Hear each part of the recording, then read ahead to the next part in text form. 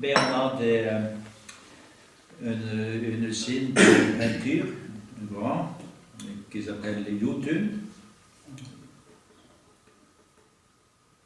Il possède plusieurs magasins à Casablanca et on est en train d'ouvrir plusieurs dans d'autres villes au Maroc.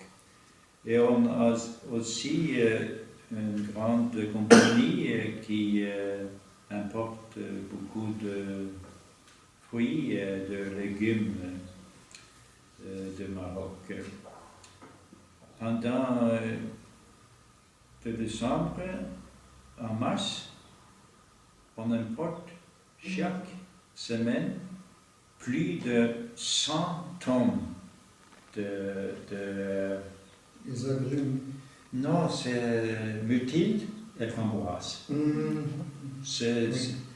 Et cette compagnie a eu la réunion de conseil administratif ici, à l'ambassade, avec ses partenaires Maroc au début de ce mois.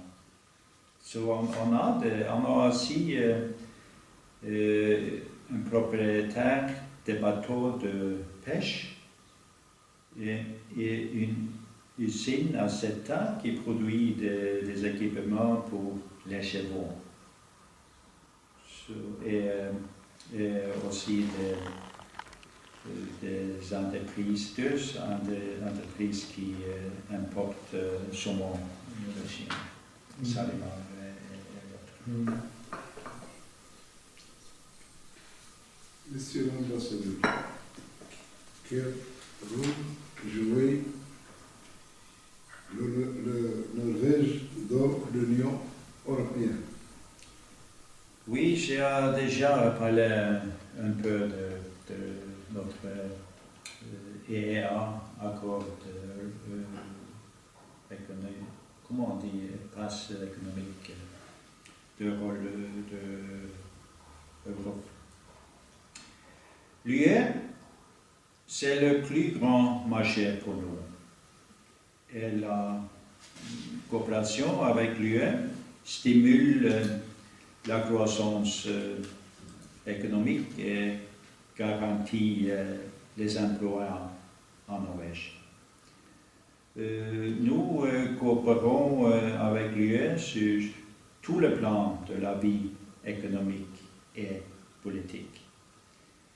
Avec les États-Unis, les États membres de l'UE et l'UE, la Norvège coopère étroitement sur la politique étrangère de sécurité commune et de défense.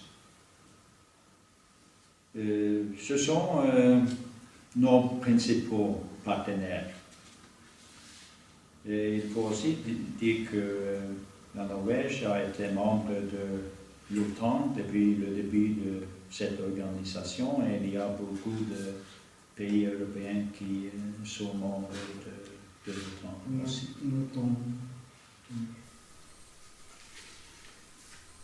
Monsieur l'ambassadeur, est-ce que la Norvège est touchée par la crise ukrainienne?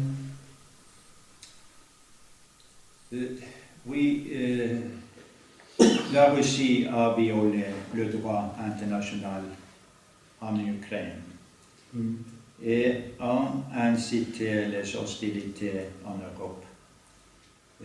C'est pourquoi le conflit n'est pas seulement à propos de l'Ukraine, mais aussi à propos de l'absence de la Russie du respect des autres États et des règles internationales. Les actions de la Russie en Ukraine est préoccupant. Depuis que la crise a commencé, la Norvège a résisté avec l'UE, les États-Unis et d'autres pays de même sensibilité à la violation par la Russie du droit international.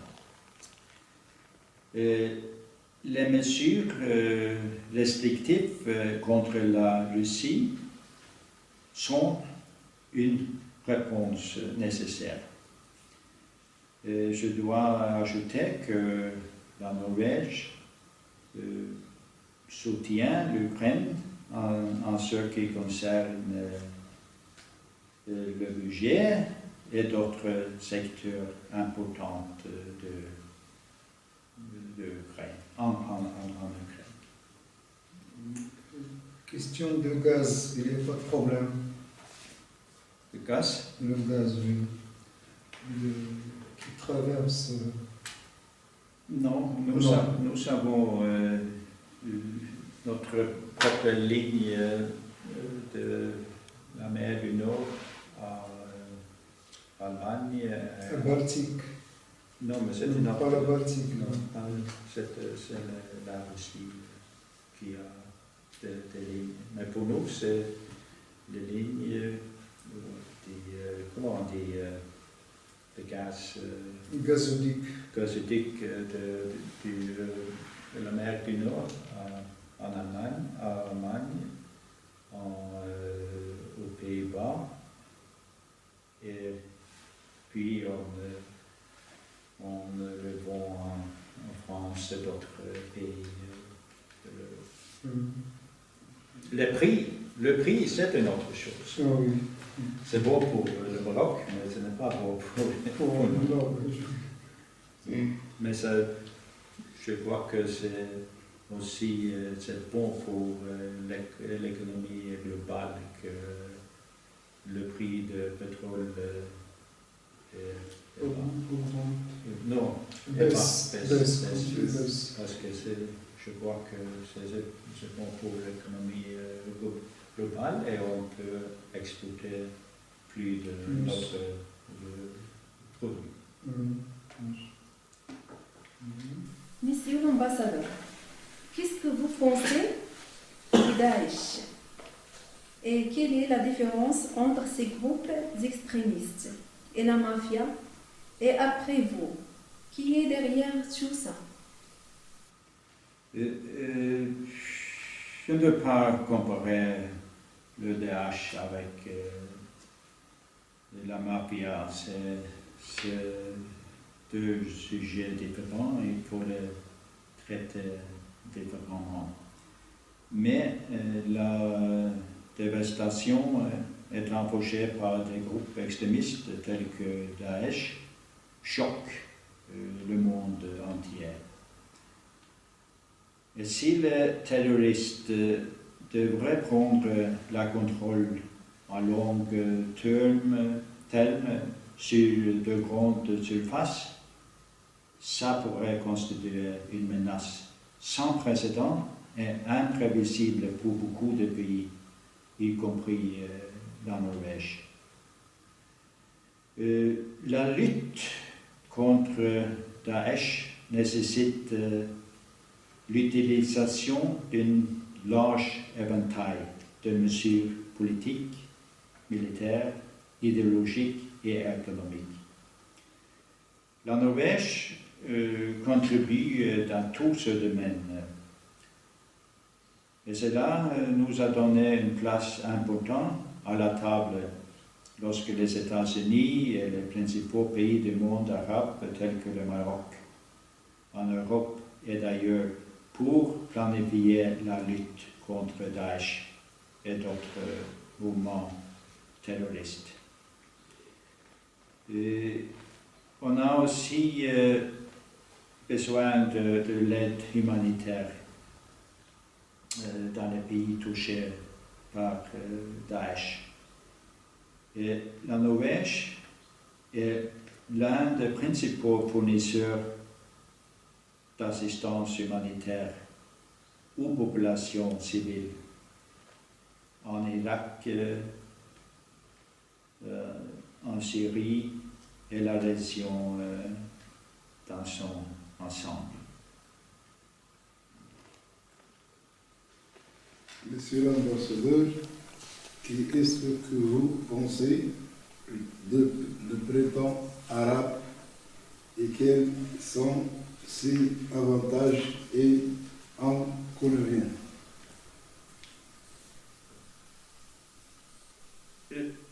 J'ai déjà dit que le Maroc est stable et n'a pas rencontré les problèmes que d'autres pays ont connus après le printemps arabe.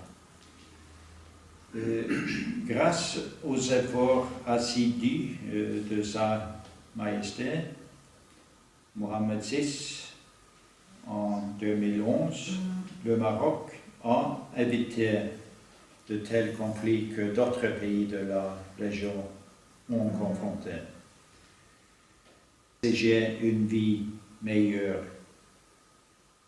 et surtout le travail. Au Maroc, Sa Majesté et le gouvernement ont adressé les problèmes et a souligné des solutions à travers une nouvelle constitution. Les inconvénients sont que d'autres pays en Afrique du Nord et au Moyen-Orient n'étaient pas aussi prospectifs.